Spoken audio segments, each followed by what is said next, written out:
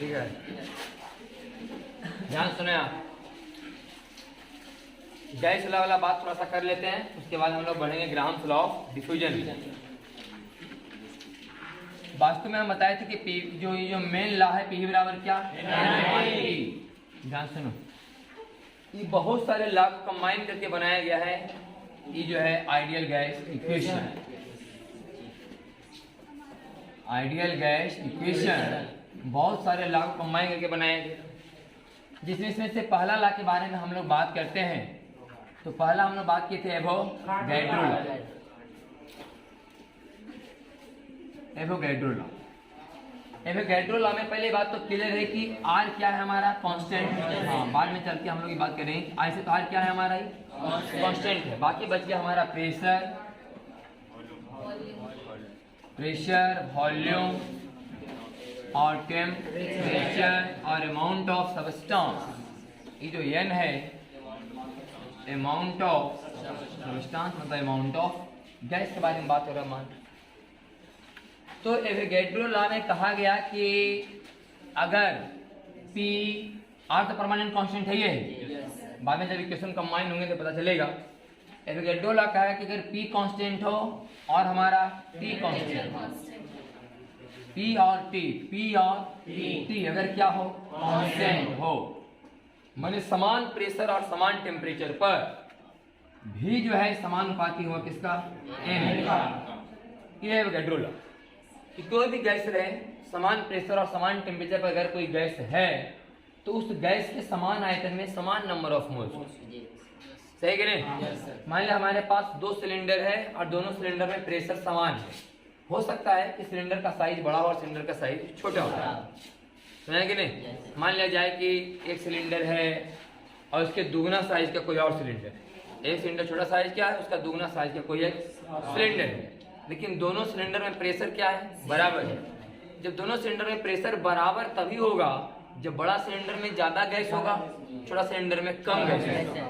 दोनों सिलेंडर में अगर गैस बराबर होंगे तो फिर छोटा सिलेंडर में प्रेशर ज्यादा होगा, बड़ा सिलेंडर में प्रेशर कम होगा। तो हम लोग मान लें कि 2 सिलेंडर, एक मतलब एक छोटा साइज का है, एक बड़ा साइज का है, और दोनों में प्रेशर क्या है, सेम है। दोनों के अंदर प्रेशर क्या है, सेम। इससे क्लियर हो जाता है कि छोटा सिलेंडर वाला में गैस की मात्रा कम और बड़ा सिलेंडर में गैस की मात्रा ज्यादा देना होगा, तब जाके प्रेशर मेंटेनेंस में आएगा। और उसके अंदर जो गैस के मॉलिक्यूल्स हैं उनका काइनेटिक एनर्जी का मान भी समान है। तब कहा गया कि समान वॉल्यूम में समान नंबर ऑफ मोल्स होंगे, लेकिन यहाँ तो वॉल्यूम समान है नहीं। छोटा वाला गैस का वॉल्यूम से बड़ा वाला गैस का वॉल्यूम दुगना होगा, उससे ज्यादा है। तो अगर मान लिया जाए कि इसके वॉल्यूम से इसका वॉल्यूम दुगना है तो इसमें जय मोल गैस भरा हुआ, उसका दुगना मोल गैस इसमें भरा हुआ। सही कि नहीं? यही बात। तो भी समानुपाती N का मतलब ही हुआ। ये तो कहना सेम है कि समान वॉल्यूम में समान नंबर ऑफ मोल होंगे, लेकिन अगर वॉल्यूम समान नहीं है तो नंबर ऑफ मोल्स भी समान नहीं होंगे, उसी रेशियो में बढ़ेंगे। अगर पहला गैस में सिलेंडर में आयतन भी है, दूसरा गैस का सिलेंडर का आयतन 2 भी है, तो पहला गैस में अगर नंबर ऑफ मोल्स N है, दूसरा में नंबर ऑफ मोल्स 2N है। ये एवोगैड्रो लॉ। फिर इसके बाद पढ़ते हम लोग बॉयल्स लॉ। बॉयल्स लॉ क्या कह रहा है कि टेम्परेचर क्या होना चाहिए, कांस्टेंट। बॉयल्स लॉ में टेम्परेचर कांस्टेंट होना चाहिए। अगर टेम्परेचर कांस्टेंट रहेगा तब कह रहा है कि P और V का मान क्या रहेगा, कांस्टेंट। P गुने V बराबर टेम्परेचर कांस्टेंट रहना चाहिए। लेकिन मेन बात इसमें क्या होता है कि अमाउंट ऑफ गैस भी क्या होना चाहिए, सेम। किसी गैस का फिक्स वैल्यू के लिए सब लॉ दिया जा रहा है। जो भी लॉ हम लोग पढ़ेंगे, बॉयल्स लॉ, एक कौन था हम लोग का, चार्ल्स लॉ, और एक प्रेशर लॉ। एक कौन लॉ, प्रेशर लॉ या गैलो-सॉक्स। ये हो गया बॉयल्स वाला टेम्परेचर वाला। ये हो गया हम लोग का क्या, वॉल्यूम कांस्टेंट। वॉल्यूम कांस्टेंट इसमें हम लोग बोलते हैं प्रेशर कांस्टेंट। लेकिन जो भी लॉ है, बॉयल्स लॉ, चार्ल्स लॉ और प्रेशर लॉ, ये तीनों लॉ तब दिया जा रहा है जब N is equal to constant. Gas की नियत मात्रा के लिए सब लॉ है। किसी भी सिलेंडर में गैस आप भरे हैं तो गैस का जो अमाउंट है कभी चेंज होना नहीं। हाँ, मतलब उसका मास समझ, नंबर ऑफ मोल का मतलब मास समझ सकते हैं। मोल फिक्स है तो मास भी क्या होगा, फिक्स होगा। तो किसी भी गैस में अगर सेम मतलब किसी भी सिलेंडर में अगर कोई गैस भरा हुआ है और गैस जितना भरा हुआ उसका अमाउंट फिक्स होना चाहिए। मान लिया हम सिलेंडर में 10 किलो गैस भर दी, कहते हम सिलेंडर में 10 किलो गैस भर दिए। अब 10 किलो गैस फिक्स रहेगा कि 10 से 11 और 10 से 9 होने वाला तब इस लॉ के बारे में पढ़ रहे हैं कि तब अगर आपका टेम्परेचर अगर कांस्टेंट रखना है सिलेंडर का, कि सिलेंडर में 10 किलो गैस है और आप सिलेंडर का हम लोग ऐसे सिलेंडर के बारे में बात करने जा रहे हैं जिसमें क्या लगा हुआ है, पिस्टन। क्या लगा हुआ है? हाँ, जरूरत पड़ने पर इसके वॉल्यूम को घटाया और बढ़ाया जा सकता है। उसके बाद ऐसा कोई सिलेंडर के बारे में हम लोग बात कर रहे हैं। तो ऐसा कोई सिलेंडर है, इसके अंदर में कोई गैस भरा हुआ है, कितना? 10 किलो। तो 10 किलो गैस भरा हुआ है तो टेम्परेचर, हाँ, तो यहाँ पर क्या हो गया? कांस्टेंट। अमाउंट ऑफ सब्सटेंस यानी गैस कांस्टेंट हो गया। अब कह रहा है कि अगर टेम्परेचर क्या रखना है इसके अंदर का? कांस्टेंट। अगर इसके अंदर का टेम्परेचर कांस्टेंट रखना है, आयन का मान तो फिक्स है, तो P गुने V बराबर भी क्या होगा? कांस्टेंट होगा। P गुने V बराबर कांस्टेंट माने P डायरेक्टली प्रोपोर्शनल टू 1/3। मतलब कि अगर वॉल्यूम ज्यादा होगा तो प्रेशर कमेगा, वॉल्यूम ज्यादा होगा तो प्रेशर कमेगा। ध्यान से समझिएगा, टेम्परेचर कांस्टेंट रखना है। टेम्परेचर क्या रखना है? कांस्टेंट। मान लिया जाए कि यहाँ पर टेम्परेचर अभी है 20 डिग्री सेंटीग्रेड। इस सिचुएशन में टेम्परेचर कितना है? 20 डिग्री सेंटीग्रेड। अगर कोई इसको कर दिया 30 डिग्री सेंटीग्रेड तो अंदर में प्रेशर बढ़ना शुरू हो जाएगा, है कि नहीं? टेम्परेचर जैसे इसके अंदर में बढ़ेंगे मॉलिक्यूल्स का काइनेटिक एनर्जी बढ़ेगा। काइनेटिक एनर्जी बढ़ने का मतलब वेलोसिटी बढ़ा होगा। वेलोसिटी ज्यादा होगा तो टकराव ज्यादा मारेंगे सिलेंडर के दीवार पर और टकराव ही प्रेशर पैदा करता है। तो टेम्परेचर ज्यादा होगा तो प्रेशर ज्यादा होना शुरू हो जाए, सही कि नहीं? लेकिन जब वॉल्यूम फिक्स रखा जाए, वॉल्यूम जब, लेकिन इसे जगह दे दिया जाए तो वॉल्यूम क्या होगा? बढ़ेगा। तो वॉल्यूम जब बढ़ेगा तो प्रेशर क्या होगा? डाउन होगा और टेम्परेचर फिर डाउन होकर अपने जगह पर आ जाएगा, सही कि नहीं? तो बताइए, अगर इसका टेम्परेचर कांस्टेंट रखना है, आप अगर वॉल्यूम को क्या करना चाहते हैं? बढ़ाना चाहते हैं, तो वॉल्यूम बढ़ाइएगा तो प्रेशर क्या होगा? घटेगा। अब मैंने जगह दे दी ज्यादा स्पेस, वॉल्यूम बढ़ाने का मतलब वही हुआ कि टेम्परेचर 20 डिग्री स्पेस दे दो ज्यादा। जब आप ज्यादा स्पेस दे देंगे तो मॉलिक्यूल्स क्या हो जाएगा? प्रेशर कम देना शुरू करेगा, है कि नहीं? क्योंकि टेम्परेचर भी क्या रखा गया? कांस्टेंट। हाँ, टेम्परेचर अगर बढ़ाया जाता तभी बात समझते कि टेम्परेचर बढ़ाने से प्रेशर कुछ ना कुछ बढ़ गया होगा, समझ कि नहीं? लेकिन टेम्परेचर भी क्या रखना है? कांस्टेंट। तो ये बात यहाँ समझना है कि अगर मान लिया जाए कि इसके अंदर का टेम्परेचर फिक्स है, टेम्परेचर फिक्स है, वेलोसिटी फिक्स होगा, वेलोसिटी फिक्स है तो अंदर का प्रेशर भी अभी सेम चल रहा होगा, जो चल रहा है, लेकिन जगह क्या दे दिया जाएगा? ज्यादा, तो प्रेशर ऑटोमेटिक क्या हो जाएगा? डाउन हो जाएगा। तो इसके बारे में बताएगा कि पीवी बराबर क्या होगा? Constant, P directly proportional to 1/V। अगर आपके बारे में बात करें, इसमें क्या कह रहा है कि वॉल्यूम कांस्टेंट और नंबर ऑफ मोल तो कांस्टेंट है ये। इसके अंदर में 10 किलो गैस फिक्स है और वॉल्यूम में क्या रखना है? माने सिलेंडर यहाँ से पिस्टन ऊपर जाएगा ना, पिस्टन यहाँ से नीचे आएगा, फिर एकदम वॉल्यूम फिक्स रखना है। अब अगर कोई इसको गर्म करेगा, गैस फैलना चाहेगा, फैलने का जगह मिलेगा नहीं तो प्रेशर बढ़ेगा, सही कि नहीं? अगर इसके अंदर में गैस का अमाउंट फिक्स है, नंबर ऑफ मोल क्या है? फिक्स है, और हम इसके अंदर में वॉल्यूम क्या रखना चाहते हैं? कांस्टेंट। मैंने पिस्टन ना तो ऊपर जाएगा ना, पिस्टन ही फिक्स है यहीं पर। अब तो इसको टेम्परेचर देगा, अंदर में प्रेशर बढ़ना चाहेगा लेकिन बढ़ने का जगह है नहीं, तो हम टेम्परेचर जब बढ़ाएंगे तो प्रेशर भी बढ़ जाएगा।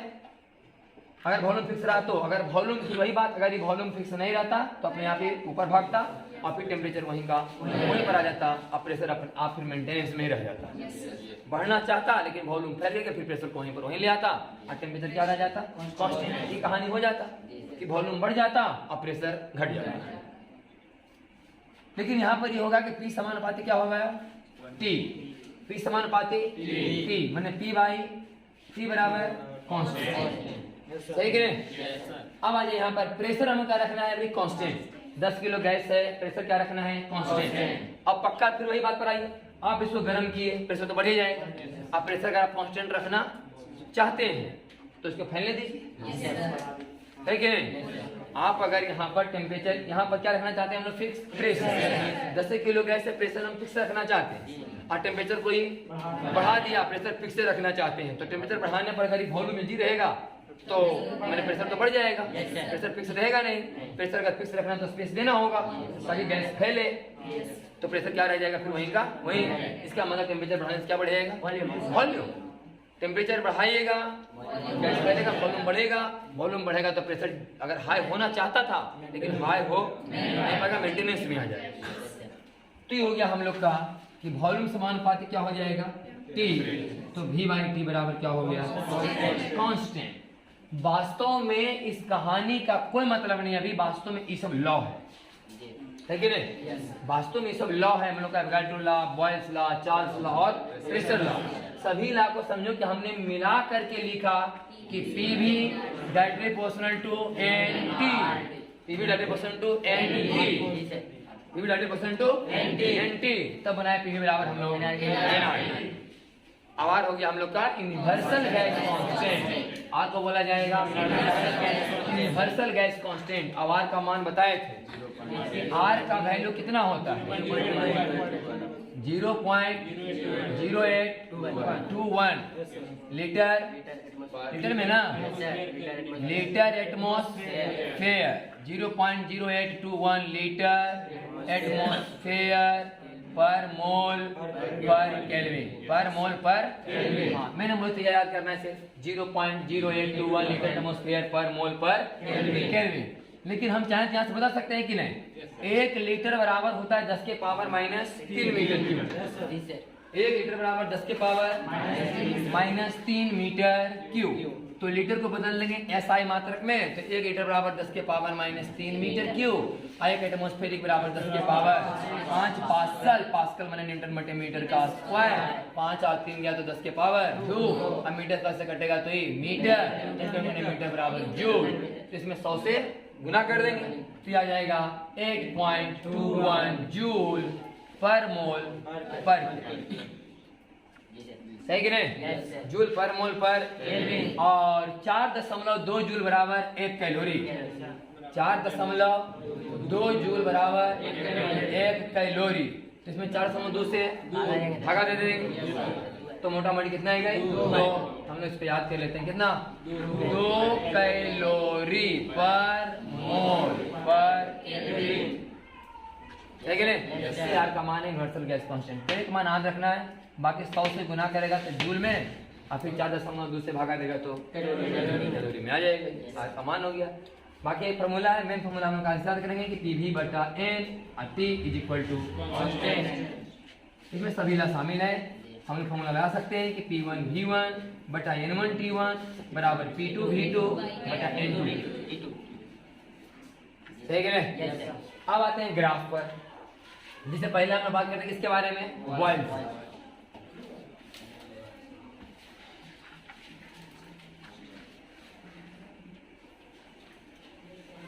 तो बॉयल्स लॉ में हो गया कि PV बराबर क्या कांस्टेंट। ध्यान सुनिए, यहाँ ये बॉयल्स लॉ का ग्राफ खींच रहे हैं, PV NP, तो PV बराबर कांस्टेंट, यहाँ मान लिया PV, यहाँ मान लिया V, PV बराबर कांस्टेंट, मान यहाँ पर P और यहाँ पर V, तो P और V एक दूसरे से क्या है, इनवर्सली ना, ऐसे हो गए, P इनवर्सली है 1 बाई, P इनवर्सली है V का, V का मान बढ़ रहा है तो P का मान घट रहा है कि नहीं? P का मान अनंत पर जाएगा जब V का मान 0 आएगा, और V का मान इनफिनाइट पर जाएगा जब P का मान 0 आएगा। अच्छा, अगर ग्राफ रहेगा P और किसके बीच, 1 बाई V के बीच, तो ग्राफ ऐसा खिंचाएगा, सही कि नहीं? P डायरेक्टली प्रोपोर्शनल होगा 1 बाई V का, ये बात है। ये किसका ग्राफ हो गया हम लोग का, बॉयल्स। ये सब ग्राफ रहेगा प्रेशर और वॉल्यूम के बीच में, या तो PV और वॉल्यूम के बीच में, PV और प्रेशर के बीच में। आप यहाँ से बहुत सारी चीज और समझ सकते हैं कि प्रेशर समान क्या, PV बराबर क्या लिखा है कांस्टेंट ना, वॉल्यूम बराबर क्या होता है मास बाई डेंसिटी, डेंसिटी बराबर मास बाई वॉल्यूम बराबर मास बाई, तो mass by density is equal to mass का चेंज होने का चीज, बोल सकते हैं कि P by rho is equal to constant, P by rho is equal to constant. इस हम लोग साउंड में पढ़ते थे, साउंड में याद है, साउंड में डेंसिटी का गामा P बाई रो का रूट, डेंसिटी ऑफ साउंड का फार्मूला होता था गामा P बाई रो का रूट, और वहां हम लोग पढ़ते थे कि P बाई रो का मान कभी डिपेंड, मैंने P बाई रो क्या होता है हमेशा कांस्टेंट, प्रेशर बढ़ेगा तो डेंसिटी भी बढ़े करेगा, प्रेशर जब ज्यादा होगा तो डेंसिटी भी क्या होगा, ज्यादा होगा। प्रेशर ज्यादा होगा तो मॉलिक्यूल सिकुड़ेंगे आपस में, कंप्रेस होंगे, तो डेंसिटी का मान ज्यादा होगा, तो पी बाई रो का मान फिर वहीं का रह जाएगा। जैसे velocity of sound pressure by density पर निर्भर, मैंने प्रेशर पर निर्भर नहीं करता, प्रेशर बढ़ेगा डेंसिटी बढ़ जाएगा, प्रेशर घटेगा डेंसिटी भी घट जाएगी। और हम लोग युवा साउंड का अभी पढ़ रहे हैं किसके बारे में, गैस के बारे में, तो हम लोग भी तो वही पढ़ रहे हैं कि 3 पी बाई रो का 11 में क्या था 3 पी बाई, ऐसे को 3 RT बटा m या 3 KT बटा स्मॉल m है कि नहीं। बाकी तो बोले थे कि RMS में याद रखो 3 और मोस्ट प्रोबेबल वेलोसिटी में 2 और मीन वाला में 8 बटा पाई, 8 बटा ये खेला है। बाकी वेलोसिटी से निकाल लो काइनेटिक एनर्जी, काइनेटिक एनर्जी एक मॉलिक्यूल का, काइनेटिक एनर्जी एक मोल का, काइनेटिक एनर्जी 1 ग्राम, जो निकलवाए काइनेटिक एनर्जी एक मॉलिक्यूल का, फिर काइनेटिक एनर्जी एक मोल का, फिर काइनेटिक एनर्जी 1 ग्राम। ये हो गया बॉयल्स लॉ, ये हो गया हम लोग कौन ला, चार्ल्स। तो चार्ल्स लॉ में लिखा हुआ है कि पी बाई टी बराबर कांस्टेंट, हाँ पी बाई टी बराबर कांस्टेंट, जिसमें वॉल्यूम का कहीं कोई चर्चा, इसमें कोई डेंसिटी का बात, इसमें डेंसिटी वाला बात होगा, वॉल्यूम है कि नहीं, इसमें कोई चर्चा नहीं होगा। पी बाई टी बराबर कांस्टेंट। तो मान लिया जाए कि हमें ग्राफ इसलिए भी खींचना है पी और टी के बीच, तो हो गया समानुपाती वाला ग्राफ, सही कि नहीं। जो भी ग्राफ होता है ना सब यहाँ से नहीं खिंचाता है, थोड़ा सा हट ही खिंचाता है, क्योंकि वहाँ कहने का मतलब है कि टेम्परेचर 0 केल्विन, ग्राफ यहाँ का मतलब क्या हो जाएगा, टेम्परेचर 0 केल्विन, और टेम्परेचर 0 रहेगा तो प्रेशर भी क्या होगा 0, बस में कि नहीं। जनरली वहाँ पर ऐसे खींचते हैं इसलिए। तो पी और टी के बीच का ग्राफ हो गया। अब लिखा है पी बाई टी बराबर कांस्टेंट, तो पी बाई टी के और किसके साथ, पी के साथ, या पी बाई टी और किसके साथ, टी के साथ, सही कि नहीं।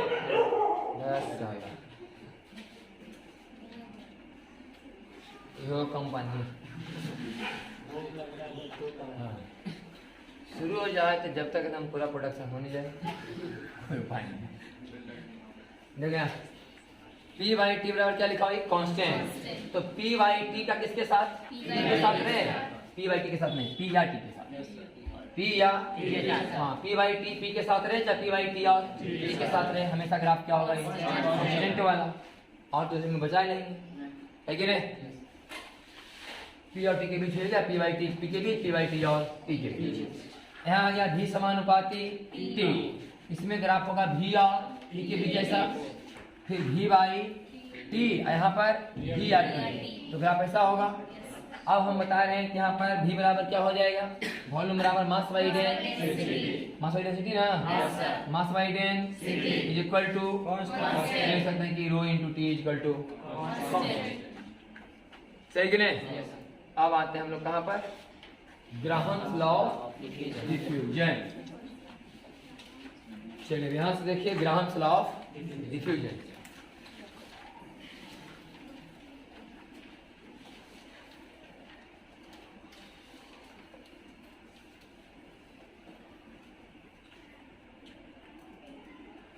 कहीं ला हो गए 4 लाना है, हाँ मेन तो ऐसा फॉर्मूला ऐसा पर आता है कि 4 ला का कोई सवाल रहे सबका आंसर ही है, P1 V1 बटा N1 T1 बराबर P2 V2 बटा N2 T2। कोई फार्मूला रहे, कोई क्वेश्चन रहे इस तरह से रिलेटेड है, समीकरण लिखिए, जो कांस्टेंट करे उसको साइड कीजिए और जिसके बाद में पूछा जाए उसको आगे बढ़ाएंगे। ये तरीका आपको बाद में काम है जब हम लोग करंट पढ़े, करंट में आपको एक ही फार्मूला बताया जाएगा, उसी फार्मूला को आगे बढ़ाना है, जो जो चीज़ें कांस्टेंट है साइड हटते जाएगा, जिसके थ्रू आगे बढ़ना है उसको आगे खींचते चले, सर हर एक आंसर वहीं चला के लिए। चलो देखो अब ग्राहम्स लॉ ऑफ डिफ्यूजन लिखा कि when two gases at the same pressure and temperature. पहली बात क्या लिखा हुआ है कि प्रेशर कांस्टेंट है और टेम्परेचर भी क्या है, उस समय का बात किया जा रहा है। जब प्रेशर टेम्परेचर कांस्टेंट है इसका मतलब समान वॉल्यूम और समान नंबर ऑफ मोल, सही कि नहीं। जितने लिखा है कि प्रेशर टेम्परेचर क्या है सेम है, इसका मतलब ये हुआ कि इक्वल वॉल्यूम में इक्वल नंबर ऑफ मोल में, सही कि नहीं। तो लिखा when two gases at the same pressure and temperature are allowed to diffuse into each other, माने कि एक सिलेंडर में कंसंट्रेशन थोड़ा गैस का ज्यादा होगा और दूसरा सेंटर में कंसंट्रेशन थोड़ा कम होगा, तभी होगा डिफ्यूजन। हाई कंसंट्रेशन से लो कंसंट्रेशन का डिफ्यूजन होगा अपना। लेकिन दोनों का प्रेशर टेम्परेचर क्या है? कांस्टेंट। सही कह रहे? जो प्रेशर टेम्परेचर यहाँ है वही प्रेशर टेम्परेचर वही लिखो। When two gases at the same pressure and temperature are allowed to diffuse into each other। और दूसरा बात कि प्रेशर टेम्परेचर कांस्टेंट है तो भी समानुपाती n। अगर मान लें कि इसमें वॉल्यूम भी है, नंबर ऑफ मोल n है, इसका वॉल्यूम 2 भी है तो नंबर ऑफ मोल 2n होगा। बात अलग है कि इसमें कौन गैसेस से कोई लेना देना हमको नहीं।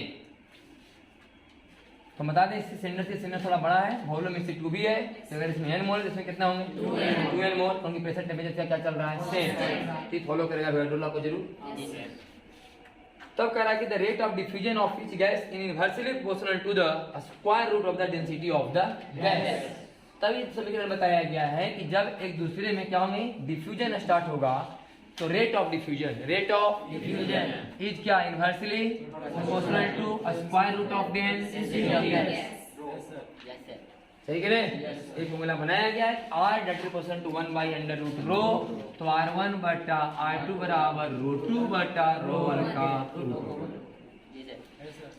सही कह रहे? एक फॉर्मूला रेट ऑफ डिफ्यूजन का। अब साइड से देखिएगा जैसा कुछ बात की यहाँ किया गया क्लियर क्या किया गया है कि चूंकि VRMS का फॉर्मूला होता है 3P बाई रो का रूट, इसी से हम लाते थे 3RT बटा M का रूट या 3AT बटा M का रूट। यहाँ पर M नॉट था कि सही है 3RT बटा क्या था M नॉट है कि सही कि गलत है?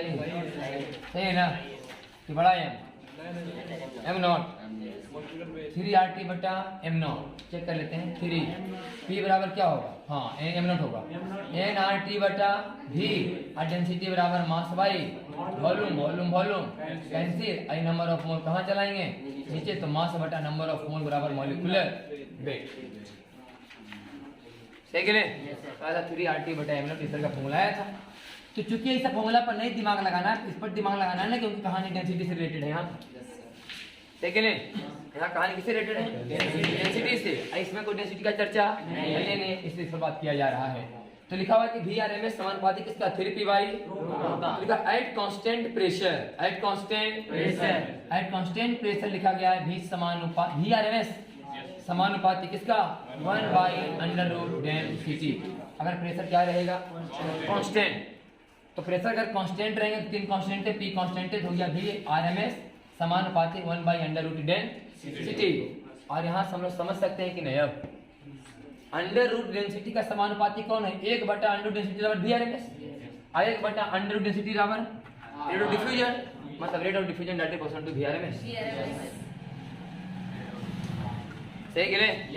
रेट ऑफ डिफ्यूजन के बारे में बताया जा रहा है कि किस पर डिपेंड करता है? समानुपाती 1 बटा अंडर रूट डेंसिटी। और यहाँ पता चल रहा है कि अगर प्रेशर कांस्टेंट रहेगा तो प्रेशर क्या रहेगा कांस्टेंट रहेगा तो VRMS समानुपाती 1 बटा अंडर रूट डेंसिटी, तो दोनों का तो बराबर चल रहा है ना। इसका मतलब कि RMS वेलोसिटी किसके समानुपाती है?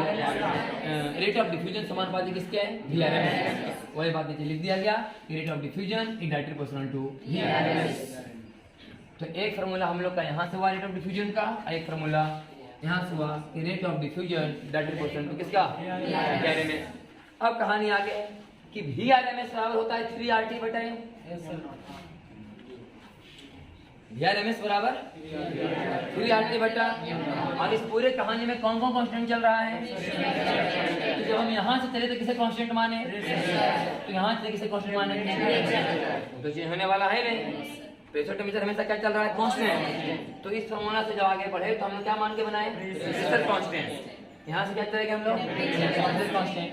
तो पहले पता चला कि रेट ऑफ डिफ्यूजन में और किसमें रिलेशन डेंसिटी से हम लोग आए किसमें VRMS में, तो रेट ऑफ डिफ्यूजन किसका हो गया VRMS। अब VRMS के थ्रू कहाँ जा रहे हैं 3RT बटा मॉलिक्यूलर वेट, 3RT बटा मॉलिक्यूलर वेट तो ये लिखा गया है। अब सुनना तो T तो क्या है कांस्टेंट है ना, तो कहानी कहाँ जाएगा मॉलिक्यूलर वेट पर। कि चूंकि अगर टेम्परेचर कांस्टेंट रहा तो VRMS डायरेक्टली प्रोपोर्शनल टू 1 बटा अंडर रूट मॉलिक्यूलर वेट। सही कि नहीं? अगर टेम्परेचर क्या रहा है यहाँ, आर तो कांस्टेंट है ये, R3 तो कांस्टेंट है ये, तो VRMS समानुपाती है 1/√2 मोलिकुलर और VRMS रेट ऑफ डिफ्यूजन, मतलब रेट ऑफ डिफ्यूजन 30% एक बटा मोलिकुलर इसमें हम घुसे इसीलिए कि प्रेशर कांस्टेंट करा लिए, इसमें चलिए हम लोग प्रेशर कांस्टेंट करवा लिए और यहाँ लिखा हुआ था कि प्रेशर और टेम्परेचर क्या होना चाहिए कांस्टेंट, तभी होगा रेट ऑफ डिफ्यूजन का फॉर्मूला।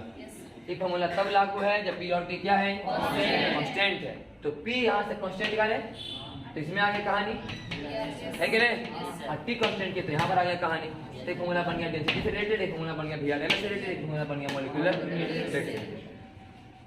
ये आपका ग्राम्स लॉ ऑफ डिफ्यूजन। अगला लिखा हुआ है Dalton's law of partial pressure. पहला बात ही समझ लें, हमें बात शुरू में पढ़ाए थे कि अगर किसी गैस के वॉल्यूम के बारे में जानना हो तो समझिए कि गैस का वॉल्यूम का मतलब हुआ स्पेस जहां तक वह गैस के मॉलिक्यूल्स फ्रीडम के साथ मतलब पूरा में घूम सकते हैं, वो स्पेस को बोलते हैं गैस का वॉल्यूम। तो मान लिया जाए किसी कमरा में 4 तरह का गैस डाला हुआ है, तो चारों तरह के गैस का वॉल्यूम बोला जाएगा कमरा के वॉल्यूम, है कि नहीं? ऐसे नहीं बोलेंगे कि चारों गैस का वॉल्यूम बराबर कमरा का वॉल्यूम, नहीं, हर एक सिंगल गैस का वॉल्यूम बोला जाएगा कमरा के वॉल्यूम के बराबर। समझ कि नहीं?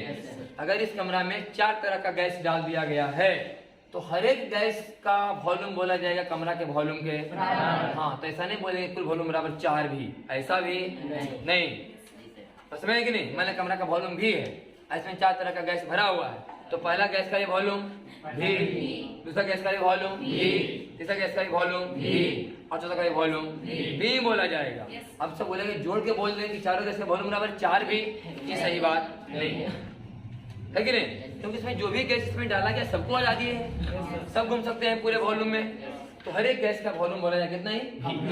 तो ये बात को बगल में समझाया गया कि N1 मोल गैस 1 डाला गया है, N2 मोल गैस 2 डाला गया है, N3 मोल गैस 3 है कि नहीं? एक ही कोई कमरा में एक ही सिलेंडर में 3 तरह का गैस डाल दिया गया। पहला गैस का मोल N1 मोल, दूसरा गैस N2 मोल और तीसरा गैस आई गैस कैसा होना चाहिए? हाँ, ऐसा नहीं गैस वाले रिएक्शन करे एक वाली गैस बना ले, समझ में कि नहीं? तो पता नहीं कि 2 गैस मिले और एक गैस अलग बन गया, ऐसे नहीं। ये गैस कैसा होना चाहिए? नॉन रिएक्टिंग, नहीं तो फिर क्या होगा कि दोनों कंबाइन होके एक अलग मतलब गैस बनाएंगे तो फिर नंबर ऑफ मोल डाउन हो जाए। अगर मान लिया जाए कि हाइड्रोजन ऑक्सीजन के बारे में बात करें, हाइड्रोजन और ऑक्सीजन H2O, तो कै मोल हाइड्रोजन? 1 मोल, हाँ, 2 मोल हाइड्रोजन 1 मोल ऑक्सीजन। अगर ये दोनों नॉन रिएक्टिंग गैस होता है कि नहीं, तो हम लोग बोलते कि सिलेंडर के अंदर में 3 मोल गैस। लेकिन अगर मान लो कि H2O एक गैस के रूप में आ जाए, वेपर के रूप में, गैस के रूप में, तो बोलेंगे सिर्फ 1 ही मोल इसके अंदर में वेपर है, ठीक है नहीं? अगर ये नॉन रिएक्टिंग लेगा तो बोलेंगे 2 मोल हाइड्रोजन और 1 मोल ऑक्सीजन, 3 मोल गैस इसके अंदर में। लेकिन अगर ये रिएक्ट करके एक मान लें कि वेपर बना लेंगे तो बोलेंगे कितना ही 1 मोल गैस है, क्योंकि हम लोग एक बार झुक रहे हैं।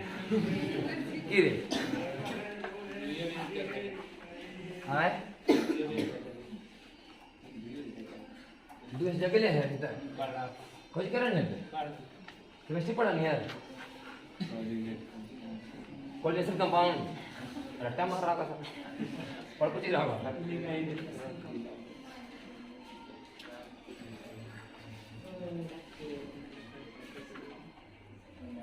तो सुनिए आया, तो पूछे कि गैस के अंदर में कुल प्रेशर कितना है, तो प्रेशर ड्यू टू पहला गैस, प्रेशर ड्यू टू दूसरा गैस, प्रेशर ड्यू टू तीसरा गैस। अब P बराबर क्या होगा? nRT/V, nRT/V, इसमें नंबर ऑफ मोल्स RT/V, तो सबके लिए भी है, V सबके लिए, P2 बराबर nRT/V, P3 बराबर nRT/V, N1 plus N2 plus N3 और RT/V। ये है पार्शियल प्रेशर। ये क्या है साहब? Partial pressure. हर एक गैस का अपना अपना प्रेशर, ठीक है नहीं? पूरे गैस के अंदर में कुल प्रेशर कितना है? यह उस सिलेंडर के अंदर में कुल प्रेशर का मान बोला जाएगा, तो कुल नंबर ऑफ मोल्स लेना होगा। अगर वो नॉन रिएक्टिंग है तो रिएक्ट करेंगे तो फिर 1 मोल लेना पड़ेगा, तो ये हो गया होल प्रेशर सिलेंडर के अंदर में, ऐसा कहलाता है पार्शियल, सबका अपना अपना सिंगल प्रेशर। तो ये बताया आया कि लिखा लो आप इक्वेशन ऑफ, अच्छा इसमें थोड़ा सा देख लो भाई, ये तो बताया ना P बराबर P1 plus P2 plus P3। देखो प्रेशर का फॉर्मूला क्या लिखा है यहाँ पर 1/3 m/v है लिखा ना, VRMS का स्क्वायर। यहाँ से फॉर्मूला आया, हम लोग VRMS का फॉर्मूला क्या लिखते हैं 3p/ρ का, 3p/ρ का, तो VRMS का स्क्वायर बराबर 3p/ρ, तो P बराबर की हो गए रो गुने VRMS का स्क्वायर 1/3, डेंसिटी बराबर मास बाई वॉल्यूम, सही कि नहीं? तो लिखा गया यार कि P बराबर 1/3 mv VRMS का स्क्वायर। तो पहला का प्रेशर निकालेंगे तो यहाँ पर क्या लिखाएगा हम लोग का M1, ये वाला M क्या है? गैस का मास, गैस का मोलिकुलर वेट, गैस का मास है। तो सब अलग अलग मोल ले, ये N1 मोल है, ये N2 मोल है, ये N3 मोल है, सबका मोलिकुलर वेट अलग अलग रहा होगा, तो मास भी सबका अलग अलग है, सही कि नहीं? तो ये बताया गया, मैंने फार्मूला को थोड़ा तोड़ करके लिखा गया है। वास्तव में ये जो फार्मूला आया था इससे आया था, जब काइंड के गैसेस पढ़ाई हो रहा था, एक्सप्रेशन चल रहा था, उसका एक्सप्लेनेशन तो ही आया था मेन। इसको सॉल्व करके हम लोग यहाँ तक पहुंचे थे कि VRMS का स्क्वायर बराबर 3p/ρ, तब VRMS बराबर 3p/ρ का। ये समीकरण यहाँ से चल रहा है कि P1 बराबर क्या लिखाएगा 1/3 मास बाई वॉल्यूम, तो वॉल्यूम तो सबका सेम है लेकिन मास सबका अलग अलग, क्योंकि सबका नंबर ऑफ मोल्स अलग है। नंबर ऑफ मोल्स सेम में रहे तो मास तो अलग अलग ही आएगा, क्योंकि सबका मोलिकुलर वेट अलग अलग होगा, सही कि नहीं? तो ये लिखा गया कि P1 बराबर 1/3 m1 VRMS का स्क्वायर। अब इसी को लिखा गया, थोड़ा सा सजा करके हो गया, इसे पीछे पढ़ा हो चुका है, यहाँ पर आगे बढ़ना पता चलेगा। 1/3 2 से गुना अकेले, 2 से तो 2 से यहाँ गुना किया, 2 से हम लोग भाग कर दिया, कितना आ जाएगा हाफ m1 बटा v और यहाँ पर VRMS का स्क्वायर, सही कि नहीं? तो हो गया 2/3 और m1 क्या हो गया हम लोग का m1 है मास ना, तो मास बराबर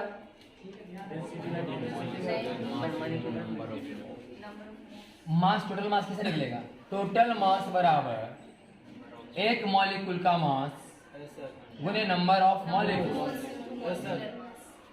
सही कि नहीं? टोटल मास बराबर एक मॉलिक्यूल का मास, एक मॉलिक्यूल का मास अगुने टोटल नंबर ऑफ मोल्स नहीं, total number of molecules, total number of moles ही हो गया, टोटल नंबर ऑफ मॉलिक्यूल्स ही हो गया, आई एक मोल में मॉलिक्यूल की संख्या हो गया,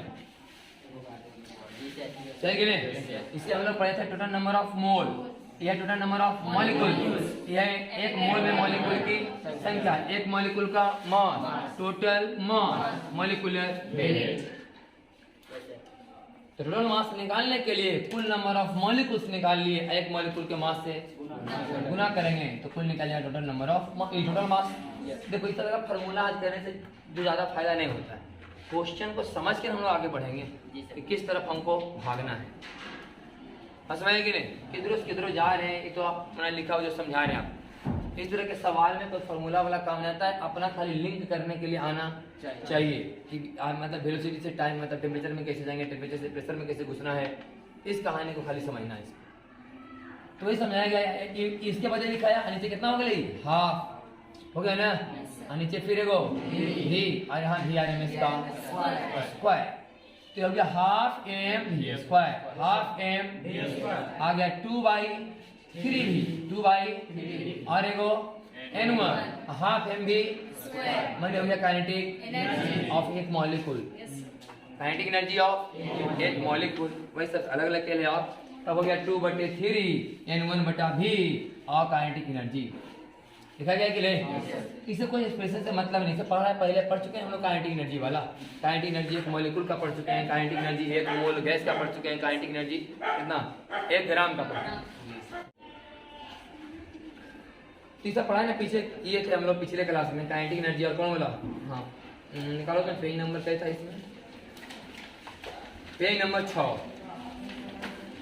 पेज नंबर 6, यहाँ ध्यान सुनो।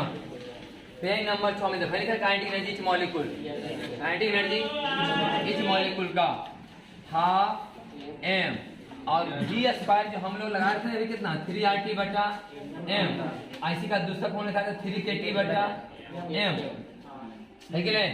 चूंकि कहानी था मॉलिक्यूल का, इसे बोलते वहां पर फॉर्मूला लगाना मॉलिक्यूल में 3KT बाई तो एम से एम कट जाएगा। यहाँ गड़बड़ी हो रहा था कि हम लोग निकाल थे एक मॉलिक्यूल का और फॉर्मूला लगा 3RT बटा एम नो, है कि नहीं। तो इसी को तोड़ के लाए थे हम लोग 3KT बटा एम। तो एक मॉलिक्यूल का चूंकि काइनेटिक एनर्जी निकालना है तो ये वाला फॉर्मूला लगा चुके इसमें क्या है मास लिखा है एक मॉलिक्यूल पर, एम से एम क्या होगा वो कटेगा तो फिर आ जाएगा 3/2।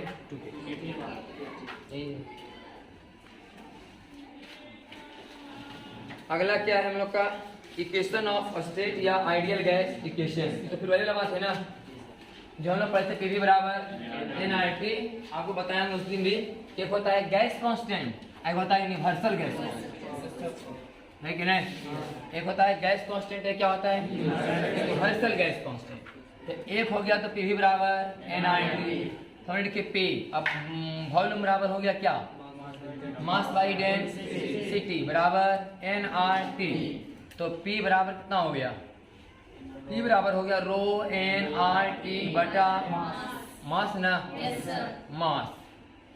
तो नंबर ऑफ मोल नीचे में मास कटेगा ताकि मॉलिक्यूलर वेट, मॉलिक्यूलर तो आ गया P बराबर रो R बटा m नॉट I, इसे हम लोग नाम दिया R डैश, R तो P बराबर लिख सकते हैं रो R डैश T, ऐसे लिखा हुआ है। आप क्या इसे बोलते हैं गैस कांस्टेंट। हर एक गैस का अलग अलग वैल्यू आएगा क्योंकि मॉलिक्यूलर वेट सबका मान क्या है अलग अलग, तो मॉलिक्यूलर वेट अलग अलग आएगा। तो यूनिवर्सल गैस कांस्टेंट बटा मॉलिक्यूलर वेट बराबर बोलते हैं हम लोग गैस कांस्टेंट। और थोड़ा सा लिखा हुआ है P बराबर रो R गैस और T। नीचे लिखा गया एक मोल गैस का मतलब 22.4 लीटर, तो फिक्स है ना। अभी हम लोग पढ़े थे कि समान प्रेशर और समान टेम्परेचर पर इक्वल वॉल्यूम में इक्वल नंबर ऑफ मोल, है कि नहीं।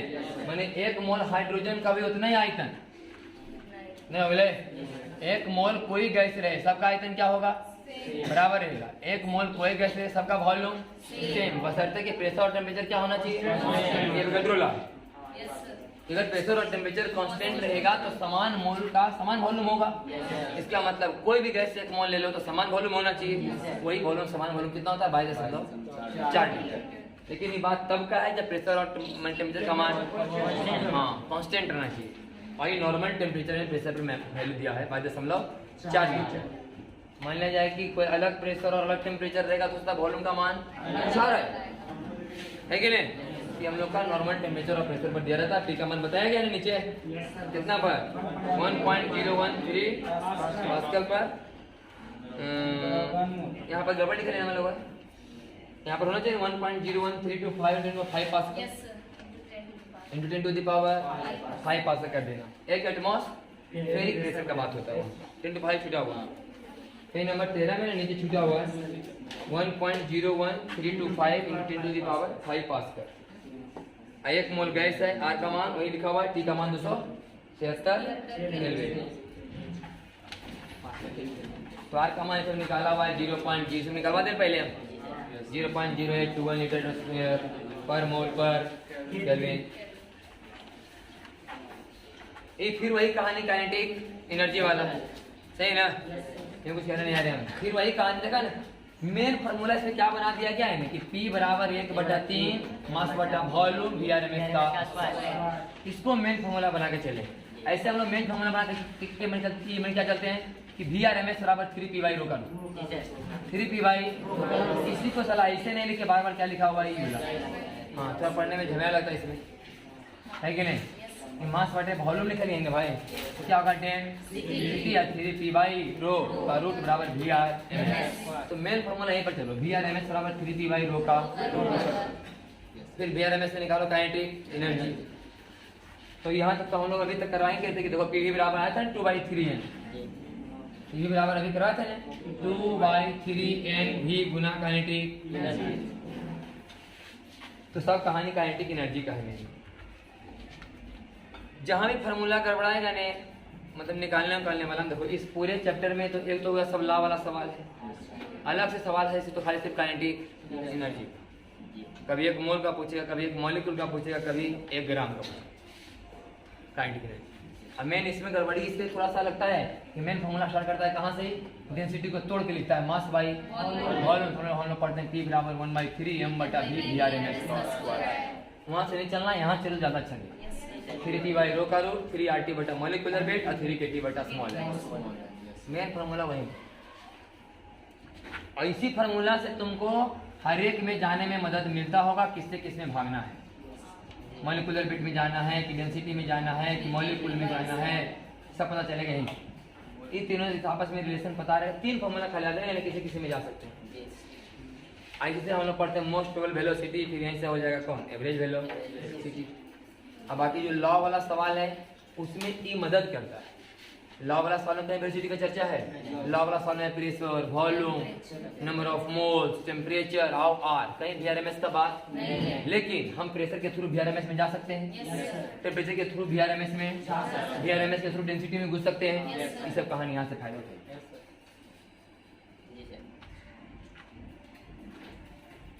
आगे सब ऐसी छोटा मोटा कहानी है जानकारी की जो आपको थर्मोडायनामिक्स पढ़ने में मदद करेगा। मीन फ्री पाथ इसे पता होगा, जैसे कि हवा का जो मतलब गैस के मॉलिक्यूल्स हैं वो तो क्या चलते रहते हैं, अंदर में घूमते टलते रहते हैं। तो मान लिया जाए कि चला फिर जाकर टकराएगा, फिर चला फिर 2 लगातार कोलिजन के बीच के डिस्टेंस को बोलते हैं मीन फ्री पाथ।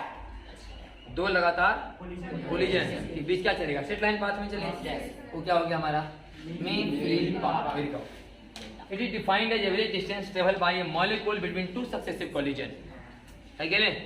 2 लगातार टक्कर के बीच कुछ तो दूरी तय किए होंगे ना, तो 2 लगातार टक्कर के बीच में जो दूरी तय करते हैं क्या बोलते हैं, मीन फ्री पाथ। आगे बात लिखा हुआ है कि mean free path that is proportional to temperature, है कि नहीं?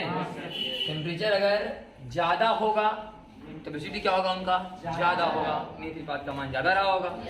प्रेशर ज्यादा रहेगा तो मीन फ्री पाथ का मान कम, टकराव जल्दी जल्दी हो रहे हैं, ज्यादा दूर चल पा नहीं रहे, है कि नहीं?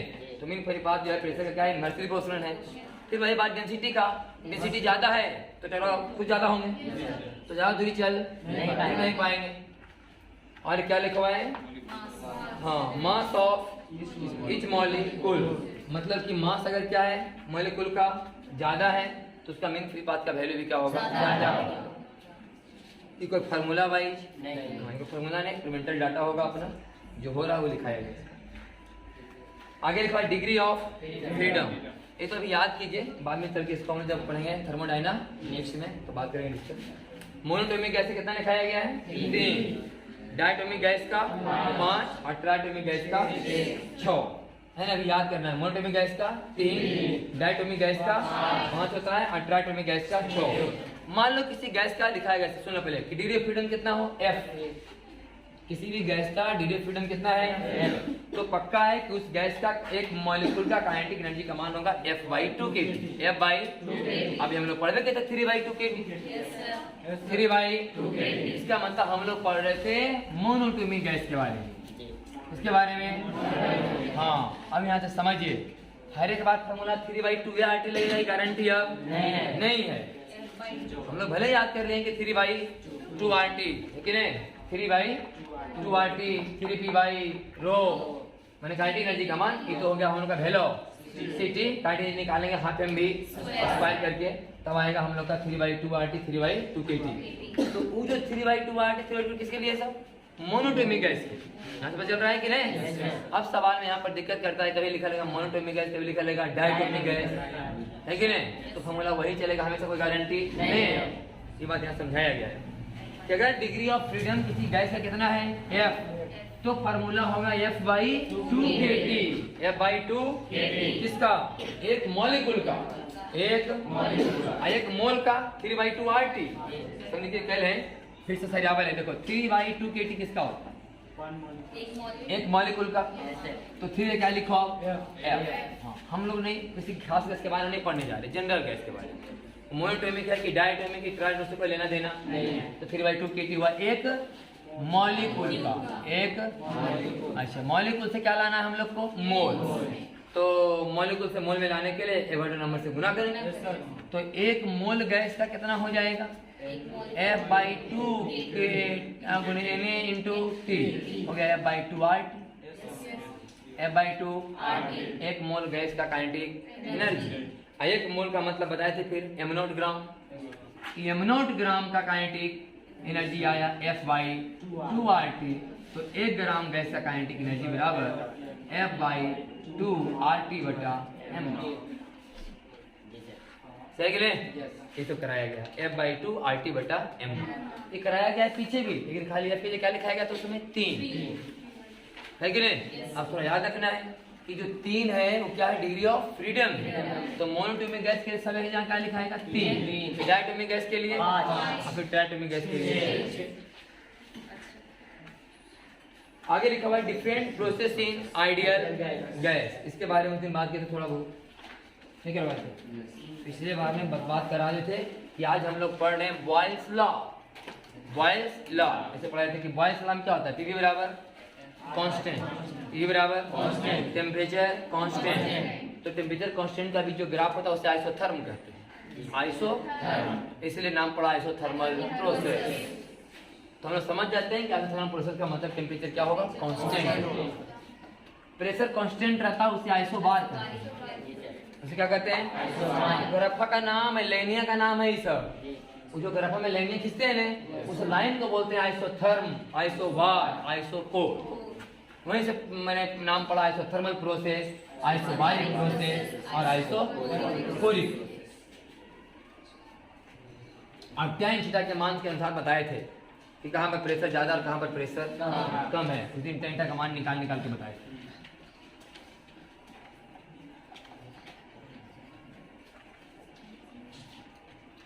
मेन है ना कि पढ़ना नहीं तो एक बार पूरा चैप्टर का शुरू से लास्ट पढ़ना। कि जो एक सप्ताह होता है ना बीच में डाउन, हाँ गड़ाया से जाता है कि कंटिन्यू नहीं चलते रहता है। और अगर हमको इसमें थोड़ा सा और अच्छा है तो 1 घंटा हमको पढ़ के आना चाहिए। इससे रिवाइज होता है कि इस पर दिमाग है। ऐसे कभी चल लो डायमेंशन, कभी चल लो इलेक्ट्रोस्टैट, कभी कुछ चलते रहता है, कभी कुछ चलते रहता है। तो इस तरह से नहीं कि मतलब बन पाता, फ्लो वाला बात नहीं हो पाता। ये मान लिया आधा घंटा हम आते ना देख करके इसको, उसके बाद तो हम चलता है एकदम सिस्टमेटिक ढंग से। ये दिक्कत है। अब हम सोचते पढ़ लेंगे, नींद आ रहा सुध गए। ध्यान सुने हम। तो हम लोग पढ़े बॉयल्स लॉ में क्या, बॉयल्स लॉ में पढ़े कि टेम्परेचर क्या होता है, कांस्टेंट होगा। तो पी बराबर क्या हो गया, कांस्टेंट। जब ग्राफ खींचे हम लोग पी और बी के बीच तो इन्वर्सली वाला ग्राफ खींचा है कि नहीं, इसे बोलते हैं आइसोथर्म। इसे क्या बोला गया, आइसोथर्म। ग्राफा का नाम है आइसोथर्म। तो अगर टेम्परेचर कांस्टेंट से कोई प्रोसेस अगर हुआ उसे बोलते हैं आइसोथर्मल, आइसोथर्मल। क्योंकि जब पढ़ेंगे थर्मोडायनामिक्स तो प्रेशर मैंने प्रोसेस का बात होगा ना। अभी हम लोग क्या पढ़ते हैं, काइनेटिक गैसेस में स्टेट के बारे में। समझिए पहले बात, काइनेटिक थ्योरी गैसेस में हम लोग स्टेट के बारे में पढ़ते हैं, किसी एक अवस्था के बारे में, कितना प्रेशर था, इतना वॉल्यूम था, इतना नंबर ऑफ मोल अंदर में गैस है। तो बताओ अभी टेम्परेचर का मान क्या है। ऐसे पढ़ा हुआ कि नहीं। एक खास मोमेंट के बारे में पढ़ाई होता है, इस क्षण क्या है बताओ। प्रोसेस जब होंगे तो प्रेशर क्या होते रहेगा, चेंज। तो वॉल्यूम में क्या हो रहा होगा, चेंज। टेम्परेचर क्या हो रहा होगा, कुछ चेंज। अब बात है कि किस प्रोसेस से चेंज हो रहा है कि नहीं। तो प्रोसेस का मतलब है कि गैस जो है अपने बहुत सारे अवस्था से होकर गुजर रही है। बस में है कि नहीं। वो पढ़ा होगा थर्मोडायनामिक्स में प्रोसेस के बारे में। अभी पढ़ा होगा किसके बारे में, स्टेट के बारे में। ये हमारा एक मोमेंट है, जैसे एक पल गुजर गया हमारा एक मोमेंट है। पूरा उम्र हमारा क्या है, प्रोसेस है। बस में है कि नहीं। तो भी हम लोग स्टेट के बारे में बात करते हैं। जब हम लोग पढ़ेंगे थर्मोडायनामिक्स तो काम में भी करेगा। इनिशियल स्टेट क्या था गैस का, फाइनल स्टेट क्या था गैस का, है कि नहीं। यहाँ से पता चलेगा ना।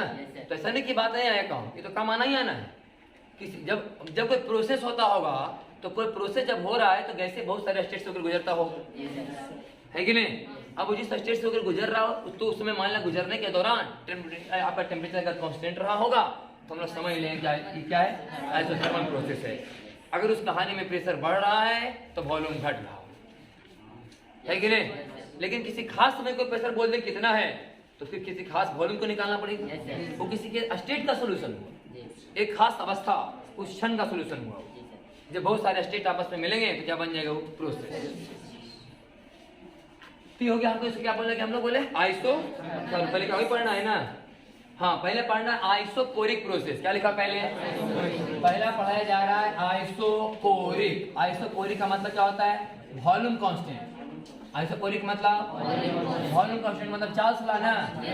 वॉल्यूम कांस्टेंट मतलब चार्ल्स लॉ, माने P समानुपाती T, P बाई T बराबर कांस्टेंट। इसमें क्या है? Volume constant. तो P और T के बीच मान लिया हमने क्या खींचा? ग्राफ। तो कैसा वाला होगा ये? समानुपाती वाला ना। इसे बोलते हैं आइसोबार। आइसो नहीं, आइसोकोर। आइसोकोर ग्राफा का नाम है आइसोकोर। जिसका नाम है आइसोथर्म, इसका नाम हुआ आइसोकोर। आइको बच गया बीच में कौन? हाँ, पहला। दूसरा में कौन हो? आइसोबारिक। और तीसरा में आइसोथर्मल। ये हो गया आइसोथर्मल से आइसोथर्मल। अगला हम लोग का कौन law? Pressure law. Pressure law मतलब गैलो सॉक्स लॉ वाला। इसमें क्या कांस्टेंट होता है? Pressure constant. तो V समानुपाती T, V बाई T बराबर, इसका ग्राफ जब खिंचाएगा V और T के बीच, इसे बोलेंगे आइसोबार। आइसोबार। ये ग्राफा का नाम है आइसोबार, ग्राफा का नाम है आइसोकोर, ग्राफा का नाम है आइसोथर्म। तो जो इस प्रोसेस होगा आइसोथर्मल प्रोसेस बोलेंगे। टेम्परेचर कांस्टेंट रहेगा तो, अगर प्रेशर कांस्टेंट है तो आइसोबारिक प्रोसेस, और अगर वॉल्यूम कांस्टेंट है तो आइसोकोरिक प्रोसेस। सही कि नहीं? तो पहला हम लोग का है आइसोकोरिक प्रोसेस। सही है ना? इसमें ग्राफ किसके बीच? P और T के बीच। ध्यान सुनिएगा। तो इसमें लिखा गया है कि PV बराबर nRT, P बराबर nR बटा V इंटू T, और P डायरेक्टली प्रोपोर्शनल टू मतलब nR बटे V बराबर कांस्टेंट। ये हमारा tan थीटा, ये हमारा या समझ गए? P और T के बीच जो ग्राफाई खिंचाया गया है उसका भी तो tan थीटा यही है, nR बटे V। अब यहाँ समझिए, अगर V का मान ज्यादा होगा तो बोलो, V का मान ज्यादा तो थीटा का मान, समझिए, V का मान ज्यादा थीटा का मान, V का मान ज्यादा थीटा का मान कम। सही है ना? V का मान ज्यादा थीटा का मान, थीटा का मान कम हो कि नहीं? ई ज्यादा है कि नहीं? ई ज्यादा है कि नहीं? तो अगर थीटा का मान कम है, इसका मतलब वॉल्यूम क्या है? यहाँ ज्यादा। अगर इसको V1 लिखें, इसको V2, इसको V3, मतलब हमने 3 बार ग्राफ खींचा। एक बार वॉल्यूम कांस्टेंट रखा लेकिन V1 मान के, एक बार वॉल्यूम कांस्टेंट रखा लेकिन V2 था उस समय मान कांस्टेंट, तो V2 भी है। एक बार V3 मान रखा, वही कांस्टेंट है, लेकिन V1 V2 V3 में कौन बड़ा है? बोले समझ कि नहीं? यहाँ से पता चला, क्योंकि सब कुछ हो रहा है समान मतलब अमाउंट ऑफ गैस के लिए, तो ये तो चेंज होने वाला बात नहीं है। आवाज तो फिक्स है। चला कहाँ चला गया? V पर। V का मान ज्यादा होगा तो थीटा का मान कम आएगा, थीटा का मान कम आएगा ना। थीटा का मान अगर ये कम है तो पक्का है कि ये वाला ज्यादा वॉल्यूम पर ग्राफ खींचा हुआ है, ये वाला कम वॉल्यूम पर ग्राफ खींचा हुआ है, और ये वाला और कम वॉल्यूम पर ग्राफ खींचा हुआ है। मतलब यहाँ V1 बड़ा है, V2 छोटा और V3 और छोटा। समझ कि नहीं? वॉल्यूम कांस्टेंट हम लोग बोलते हैं ना कि 22 समानुपाती है, तो 22 समानुपाती इसका मतलब क्या? 22 बराबर 22, 22 बराबर 30, 22 बराबर 40। तो मान लिया 22 समानुपाती, इसके पीछे हमने ग्राफ खींच दिया, सब समानुपाती है कि नहीं? अब बताओ 22 बराबर 2 कौन है, 3 कौन है, 4 कौन है? बोलते 22 बराबर 2 है, 22 बराबर 3 है, 22 बराबर 4 बोलते कि नहीं? ये 22 बराबर 2 है, 22 बराबर 3 है, 22 बराबर तो कांस्टेंट है ना भाई। उसी तरह से यहाँ पर कि P समानुपाती T का है, हम सब तो कांस्टेंट पर ग्राफ खींचा हुआ है, लेकिन ये वाला मान क्या है? ज्यादा है। नहीं, इसके लिए नहीं। यहाँ पर tan थीटा का मान डायरेक्ट संख्या होता है tan थीटा, यहाँ पर बटा है भी, है कि नहीं? यहाँ पर V का मान बढ़ेगा तो थीटा का मान घटेगा, यहाँ पर sin का मान बढ़ेगा तो थीटा का मान बढ़ेगा, है कि नहीं?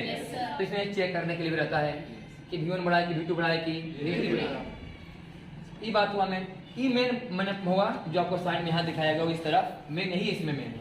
बाकी जो ग्राफा खींचा है P और V के बीच, P और V के बीच खींचा हुआ है ना, इसमें क्या चल रहा है हम लोग का? आइसोकोरिक में वॉल्यूम कांस्टेंट ना, तो P और V के बीच मानो को बोला ग्राफ खींचो, ले वॉल्यूम कांस्टेंट, तो कौन बड़ा?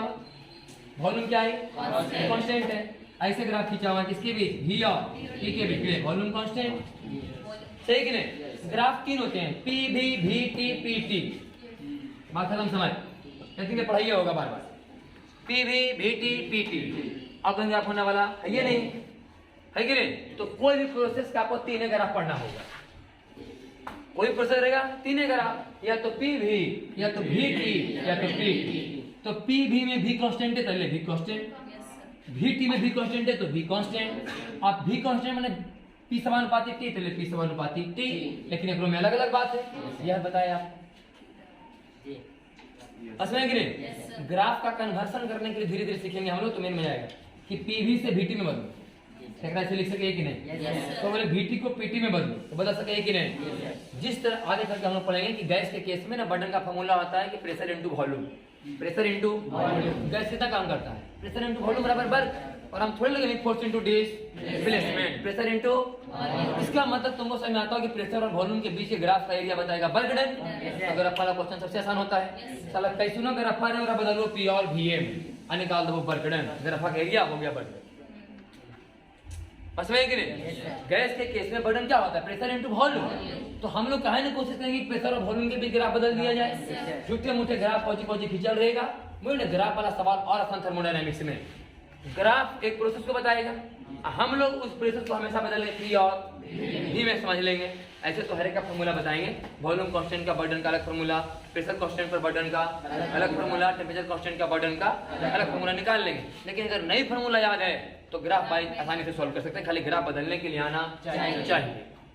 पीवी से VT में, VT से PT में बदलने के लिए आना चाहिए। मैंने PT को बदल दो PV में, अब VT को बदल दो PV में, अंतिम में तो कर एरिया निकाल देना है कि नहीं? अब तो ही बताइए इस कहानी को, पूछे बटन बताओ, बोलो यहाँ कुछ एरिया होते एरिया ही कुछ बटन का मान 0 पढ़ते हैं, आइसो कोई पर्सन बटन का मान 0,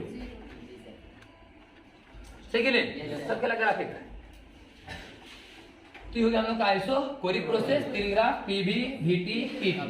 पहले हम लोग खाली ग्राफ किसकी भी थे PT की, इसी पहले क्या पढ़ा कि P और T के बीच ग्राफ खींचो तो P समानुपाती T, एक तरह से या तो खींचा बोलियो कि P by T और P ले P by T बराबर कांस्टेंट, P by T और T बोले P by T बराबर एक बराबर था कि नहीं? अब बोले कि नहीं P भी खींच सकते हैं VT और कौन T। ये हो गया आइसो कोरी। अब आते हैं आइसो बारीक। आइसो बारीक है ना? नहीं तो हो जाएगा अगला, अब इसके बारे में आएंगे आइसो बारीक। सुनो यार, प्योर मैथवान यार काम आएगा तब, मोटा मोटी खाली पता होना चाहिए बस PV बराबर है ना, सब बाकी मैथमेटिक्स पे चलेगा।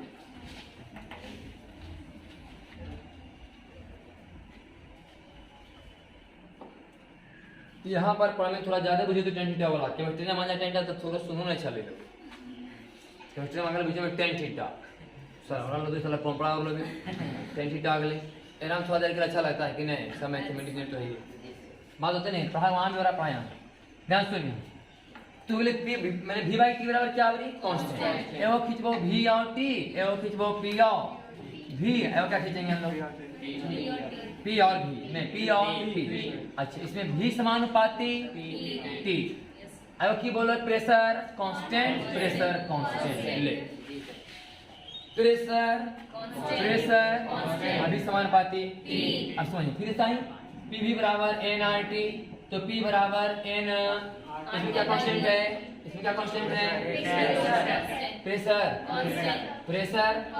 कांस्टेंट। क्या निकालना पड़ेगा हम लोग को, P बराबर बोल, इसके पहले क्या कांस्टेंट था वॉल्यूम है, प्रेशर है तो nR बटा P, स्लोप बराबर nR बाई P। प्रेशर ज्यादा फिर वही कहानी, प्रेशर ज्यादा खींचा कम, प्रेशर ज्यादा खींचा या ये वाला प्रेशर ज्यादा, ये वाला प्रेशर कम, ये वाला प्रेशर और है कि नहीं? ऐसे 3 ग्राफ खींचा हुआ है, तीनों ग्राफ को क्या बोला जाएगा आइसो बार बोला जाएगा। लेकिन ये ज्यादा प्रेशर पर खींचा हुआ, ये कम प्रेशर पर खींचा हुआ, ये और कम पर खींचा हुआ, है कि नहीं? एक ग्राफ कराया हुआ और क्या आइसो बारीक, ठीक है ना? अगला फिर आइसो थर्मल, तो आइए अब आइसो थर्मल।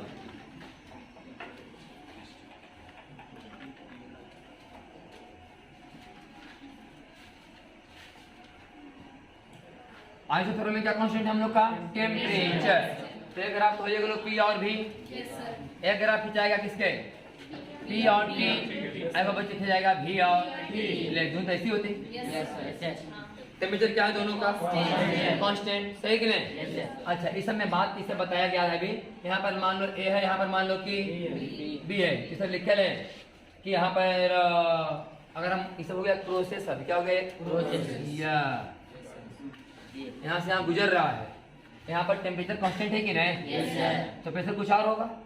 यहाँ प्रेशर की है कम ना, यहाँ प्रेशर की है तो स्वाभाविक है समझाना है पीवी ग्रेटर देन पी है, तो समझ लेंगे कि भी लेस देन भी है कि नहीं? इस बात लिखे समझाया जाए। इसमें लिखा हुआ है क्या? ये ग्राफ कहाँ खींचा हुआ है? इधर से खींचा हुआ है ना। यहाँ क्या बताया गया है? ए। यहाँ बताया गया है बी। ये ग्राफ क्या बता रहा है कि वॉल्यूम बढ़ रहा है घट रहा है? वॉल्यूम घट रहा है। वॉल्यूम जितनी धीरे धीरे नीचे मुंह कि वॉल्यूम घट रहा है। वॉल्यूम यहाँ प्रेशर तो वॉल्यूम घटेगा। ये ग्राफ में तीर नीचे मार तब ग्राफ सेम होले बोले कि नहीं कि वॉल्यूम क्या हो रहा है?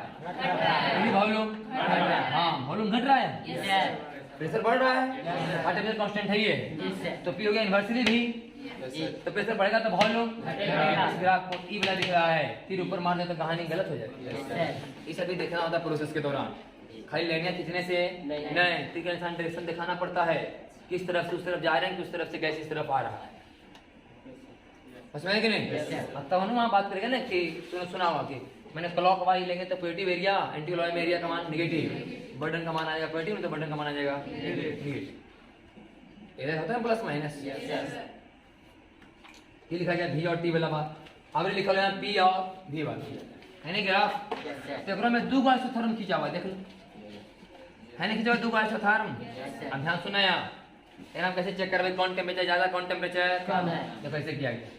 यहाँ से लाइन खींचा हुआ है कि नहीं? ऐसे है खींचा हुआ ना लाइन, यहाँ पर ऐसे माने दोनों का वॉल्यूम क्या लिया गया है? सेम। दोनों का वॉल्यूम सेम, तो ध्यान सुनो, दोनों का वॉल्यूम क्या लिया गया है?